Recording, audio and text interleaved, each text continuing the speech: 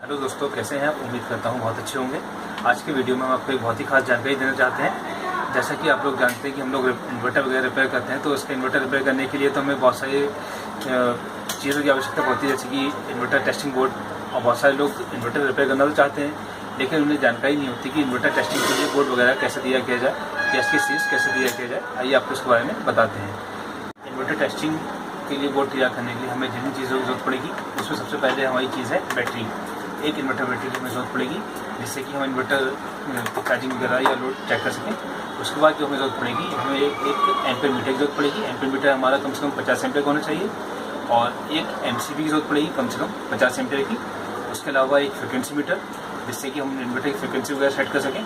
और उसके अलावा हमें ज़रूरत पड़ेगी एक वोल्ट मीटर की, जिससे कि हम इन्वर्टर की आउटपुट का वोल्टेज चेक कर सकें। और इसके अलावा हमें ज़रूरत पड़ेगी, जो बहुत ही खास चीज़ है, एक DC voltmeter. DC voltmeter कम से कम 35 या 40 वोल्ट का होना चाहिए, जिससे कि हम 500 वाट और 1000 वाट दोनों इन्वर्टर की चार्जिंग पर सेट कर सकें और चेक कर सकें। इसके अलावा हमें ज़रूरत पड़ेगी कम से कम 5 बल्ब होल्डर, 5 पीस बल्ब और 5 पीस बंद स्विच, 1 पीस सॉकेट। ये बल्ब हम इसलिए इस्तेमाल करेंगे ताकि हमें इन्वर्टर पर आउटपुट पर लोड चेक करना होगा। हम बल्ब की बजाय कुछ और लोड भी चला सकते हैं, बट बल्ब से हमारा लोड की थोड़ी एक्यूरेसी रहती है कि ठीक है 100 वाट के घर में 4 या 5 बल्ब लगा दिए तो हमारा 400 वाट या 500 वाट लोड हमें पता है कि ये पड़ रहा है। इसके अलावा लोड पर हम कुछ भी दूसरा लोड भी चला सकते हैं, कोई प्रॉब्लम वाली बात नहीं, बट ये हमारा टेस्टिंग के लिए बल्ब ज़्यादा बेहतर रहता है। आइए अब आपको बताते हैं कि इसके कनेक्शन कैसे किए जाए ताकि सारी चीज़ें आपस में कनेक्ट हो जाए और हमारा टेस्टिंग बोर्ड काम करना शुरू कर दे। मान लीजिए ये हमारी बैटरी है और ये हमारी एमसीबी है। बैटरी में हमारे 2 पॉइंट रहते हैं, प्लस और माइनस। इसमें से हम कोई सा भी एक वायर उठा लेंगे। वैसे हम प्लस वाला वायर उठाते हैं। प्लस का वायर उठाकर हम एमसीबी से कनेक्ट कर देंगे।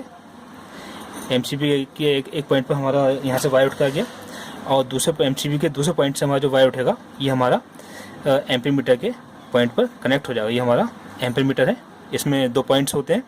एक पॉइंट पर हमारा ये वायर कनेक्ट हो गया और दूसरे पॉइंट से हमारा एमसीबी के ये एम्पीयर मीटर के दूसरे पॉइंट से वायर उठ के हमारा ये हमने जो ST3 या फिर टर्मिनल दे रखा है बैटरी के आउटपुट के लिए, वहाँ पर हमारा आ जाता है।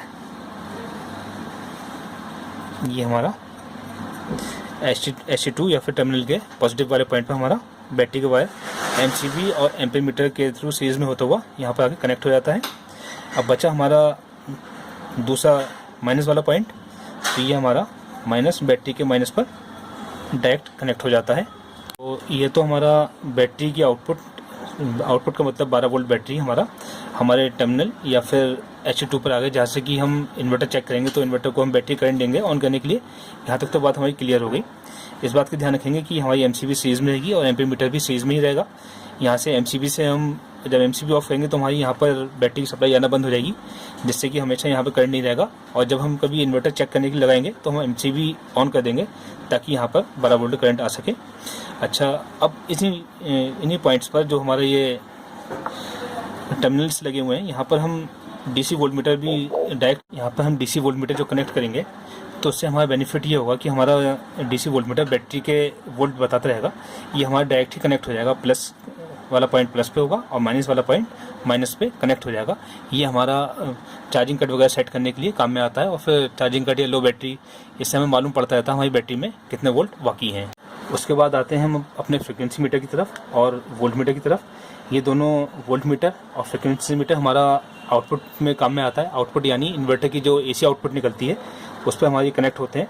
फ्रिक्वेंसी मीटर हमारा इन्वर्टर की फ्रिक्वेंसी वगैरह बताता है और वोल्ट मीटर हमारा इन्वर्टर की आउटपुट बताता है। हम इन दोनों कनेक्शन आपस में कनेक्ट कर लेंगे। इसमें से भी 2 तार निकले होते हैं और 2 वायर हमारे वोल्ट मीटर से भी निकले होते हैं। इन दोनों को हम आपस में जोड़ देंगे और आपस में जोड़कर ये हमने सॉकेट ले रखा है, दोनों हमारे सॉकेट पर कनेक्ट हो जाएंगे।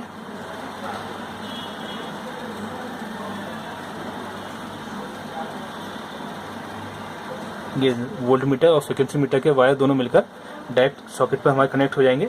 ये सॉकेट पर हम आउटपुट के लिए इस्तेमाल करेंगे, यानी इन्वर्टर की जो हम आउटपुट निकालेंगे वो हम डायरेक्ट सॉकेट में लगा देंगे, 2 वायर न्यूट्रल और फेस, ताकि ये हमारा वोल्ट मीटर और फ्रिक्वेंसी मीटर पर से करंट आ सके। और ये 4 जो स्विच हमने बना रखे हैं, ये स्विच से हमारा एक वायर फेस का तो डायरेक्ट सारे स्विच पर कॉमन हो जाएगा और बाकी जो एक एक पॉइंट्स बचे हुए हैं उन पॉइंट पर से हम ये बल्ब पर कनेक्शन दे देंगे। एक एक बल्ब पर हमारा एक एक स्विच का कनेक्शन हो जाएगा ताकि हमें कम या ज़्यादा लोड चलाना हो। अगर हमें 400 वाट चेक करना है तो हम चारों स्विच ऑन कर लेंगे, 100 वाट चेक करना है तो केवल 100 वाट ऑन कर लेंगे और एक वायर हमारा न्यूट्रल पर से कॉमन होकर जिसमें सारे बल्ब का वायर कॉमन हो जाएगा, यहाँ पर हमारा लग जाएगा।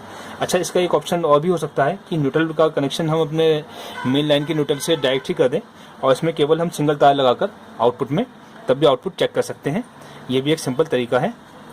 दोस्तों, उम्मीद करता हूँ आपको ये वीडियो पसंद आया होगा। अगर आपको हमारा वीडियो पसंद आए तो हमारी वीडियो लाइक कीजिए, ज़्यादा से ज़्यादा शेयर कीजिए और हमारे चैनल को सब्सक्राइब कीजिए। Thank you.